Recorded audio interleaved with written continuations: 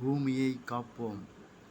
திசையெங்கிலும் பறந்து வரும் குருவிகள் கூட்டம் கூட்டமாக காக்கை, குருவி, மைனாக்கள் என ஆர்ப்பரித்து கத்தும் சத்தங்கள். எதற்காக இந்த ஆர்ப்பாட்டம்? இத்தனை சலசலப்பு? தொழிற்சாலை கக்குகின்ற அமிலங்களால் கருகிய காற்றின் வாடை வருகிறது. சற்றேனும் தாமதித்தால் நம் சிறகுகளும் கருகி கரியாகி மாண்டு போவோம். அலை அலையாய் அணுகுண்டின் வெப்ப அலை தீப்பொறிகள் எட்டி பிடித்து எரியப் போகிறது. வான்மேகம், மலைக்காடு, உயிரினங்கள்.